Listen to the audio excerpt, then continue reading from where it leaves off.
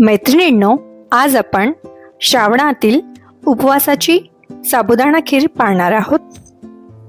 येथे मी 1 वाटी साबुदाणा घेतला आहे.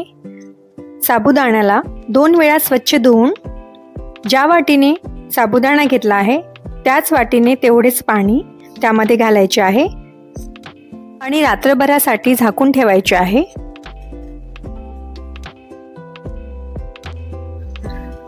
साबुदाणा छान भिजला गेला आहे, तुम्ही बघू शकता. सोबतच काजू, बदाम, मनुका आवडीप्रमाणे ड्रायफ्रुट्स घ्यायचे आहे. त्यानंतर विलायची, 2 टेबलस्पून तूप घ्यायचे आहे. ज्या वाटीने साबुदाणा घेतला होता त्याच वाटीने अर्धी वाटी येथे मी मिल्कमेड घेतले आहे. सोबतच 1 लिटर दूध घेतले आहे. काजू बदामाचे काप करून घेतले आहे. सोबतच सजावटीसाठी येथे मी थोडेसे ड्रायफ्रुट्स किसून घेतले आहे.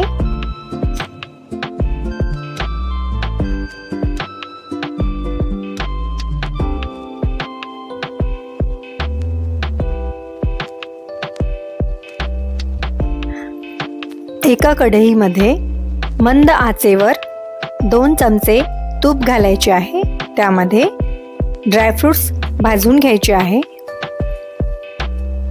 ड्रायफ्रुट्स भाजून घेतल्यानंतर यामध्ये साबुदाणा घालायचा आहे आणि छान परतवून घ्यायचा आहे.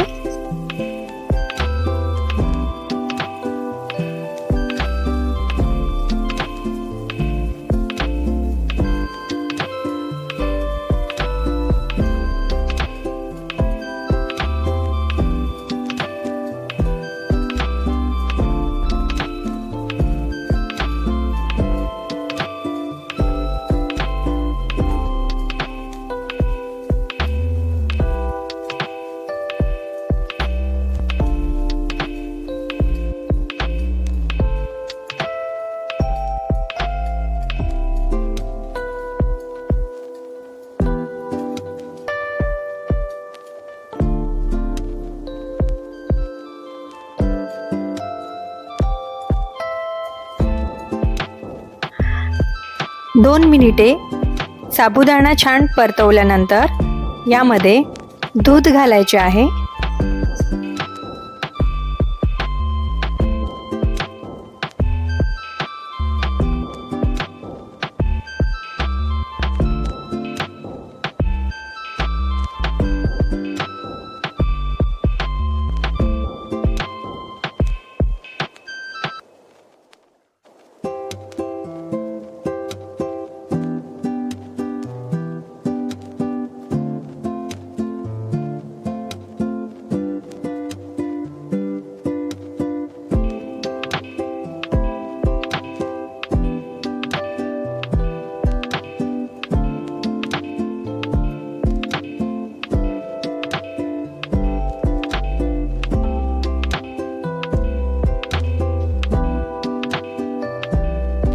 दुधाला उकळी आल्यानंतर यामध्ये मिल्कमेड घालायचे आहे.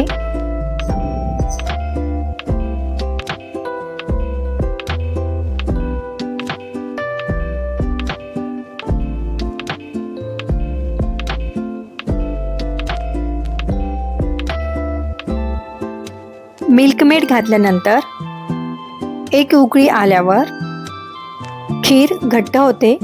यामध्ये आता विलायची पावडर आणि केसर घालायचा आहे आणि परत 1 उकळी आल्यानंतर गॅस बंद करायचा आहे.